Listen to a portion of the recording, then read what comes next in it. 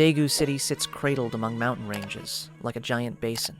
On its western edge lies a slope called Waryong, a mountain neither tall nor treacherous, its trails winding under pine canopies, gentle as fields on sunny days, yet hushed like a keeper of secrets when night falls.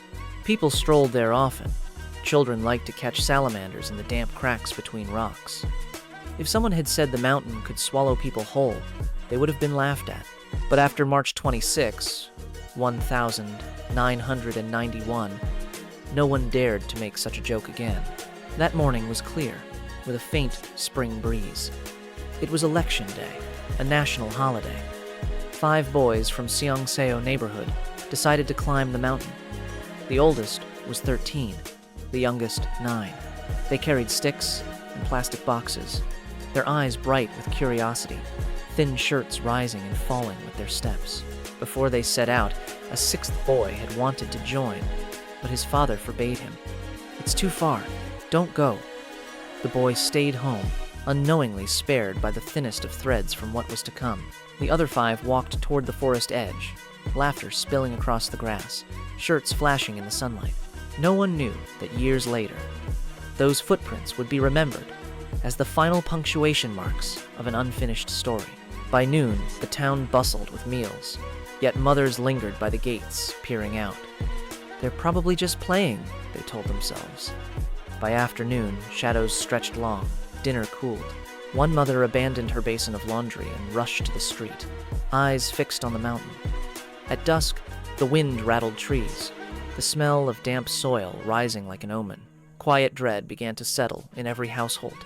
Flashlights flicked on. Adults climbed Waryong's slope, calling their children's names into rustling leaves. Their voices struck the mountain walls and returned twisted echoes. Rain began to fall, droplets like ink smudges on wet paper, blurring trails. Raincoats rustled, feet sank into mud. Hope clung like faint warmth in chilled palms. By dawn, red-rimmed eyes were forced to turn back, leaving behind fading beams of light where flashlights had gone dark. Police received the report but moved as if time were not urgent.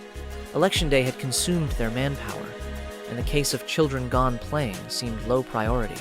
Golden hours slipped away like water through fingers. Only when whispers grew louder did they finally act.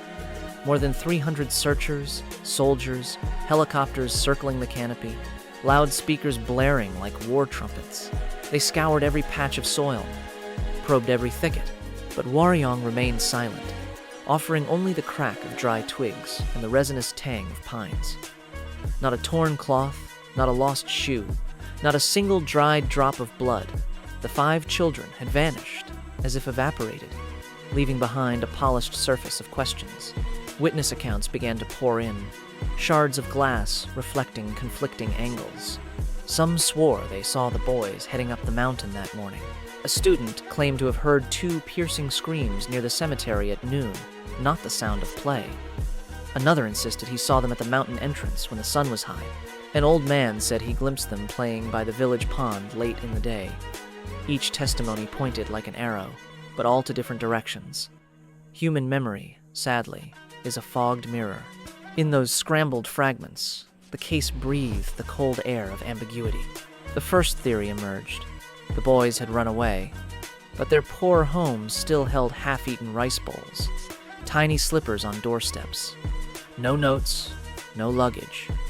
Second theory, abduction, yet the phones stayed silent, until they didn't. 3 days later, a strange man's voice rang through the line. He claimed to have kidnapped the 5, demanded 4 million won. A father, clutching the ransom, rushed to the mountain rendezvous, waiting in the cold, each minute crawling like an insect. No one came. The phone went dead forever after.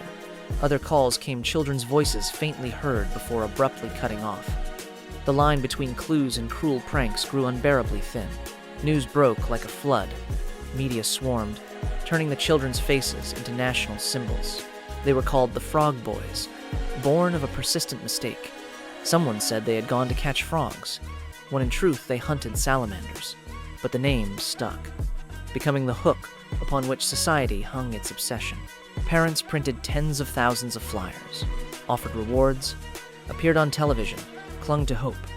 Their children's faces were printed on phone cards, candy wrappers, even a giant hot air balloon drifting across the sky, as though if hope rose high enough, it might spot the boys smiling somewhere. The search stretched from season to season. Once, a reservoir near the mountain was drained. Another time, houses nearby were searched top to bottom. But the more they searched, the more empty-handed they became. Mutant rumors sprouted like fungi. Aliens, spies, outcasts. Any theory sufficed, so long as it gave the night a whisper. Even a respected professor hurled a baseless accusation that one father had murdered the children and buried them beneath his house. Police dug the home before cameras, turning the family's agony into spectacle. Result: nothing. The man's honor was shattered with the tiles. His despair seeped into alcohol and illness. He died before truth surfaced. The case had become more than mystery. It was a string of wounds society inflicted upon itself. 11 years passed like this, until one autumn morning in 2002, a man went up the mountain to gather chestnuts. His stick scraped the soil, striking something hard and round. Kneeling, he brushed leaves aside, revealing a human skull staring from the cold earth. Police arrived, dug further, and unearthed a brutal truth. Not one, but 5 skeletons. Clothes muddied, not where they should be. Some pieces tied together like rope. A heavy stone pressed atop, and one skeleton lay 150 meters away. A discordant note in the unfinished melody. A mother who had waded through 10 winters sank to the ground, covering her face. Hope, once a shield against despair, now turned blade. All these years, her child had lain only kilometers from home, just beyond the village. Why hadn't anyone seen? Why had armies of searchers missed what the mountain now revealed? Forensics examined the bones, reading their etched script. 3 skulls bore fractures, long cracks, neat punctures hinting at a hard object, pointed on one side, flattened on the other, resembling a welder's tool. The other 2 skeletons had fewer marks, as if death came in quieter ways. Restraint, suffocation with tied garments.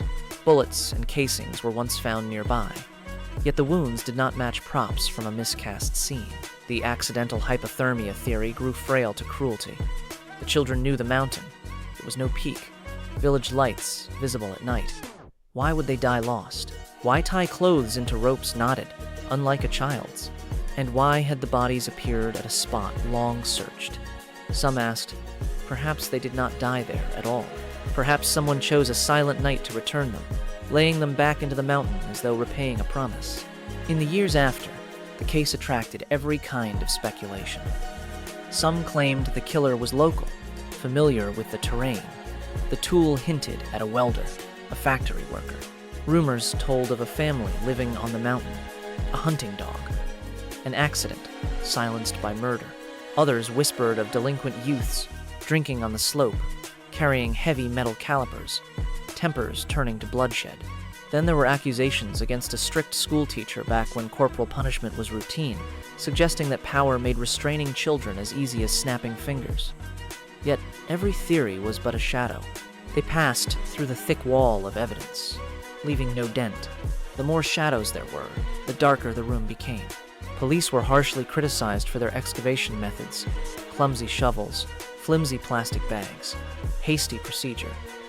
Each mistake likely buried clues anew. When the truth required the keenest eyes, they chose to look through fogged glass. By 2006, the statute of limitations tolled like a sentence. Even if the killer confessed, the law could not drag him to trial. The door of justice shut, leaving only a crack for society's conscience to peer in and sigh. But the story did not end with law. It lived on in daily life. Parents, aged brittle by time, suddenly breaking down at the sight of a child's shirt in the market. The neighborhood's children growing up, avoiding glances at the forest canopy. Classrooms reminding students to tell parents where they go lessons written in others' sweat and tears. On television, films inspired by the case aired again and again, collective efforts not to forget. The nation had once shivered at the Waryong serial murders, that case at last solved decades later.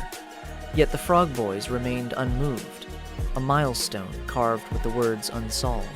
Alongside the kidnapping of Lee Hyung-ho, it was one of 3 great scars in modern memory. Every storyteller must stop at a final line. But here, the last line is not, "The truth is," but, "What have we lost?" We lost the children, of course. We lost faith in the system's urgency, in investigative precision, in the decency of prank callers. Yet through it, society learned to look sooner to child protection, to build fences earlier, to search harder, to heed the warnings of the heart sooner. For some mountains are not tall, but deep. Deep where we stash our complacency. On that March day, the 5 children walked into a forest that seemed harmless.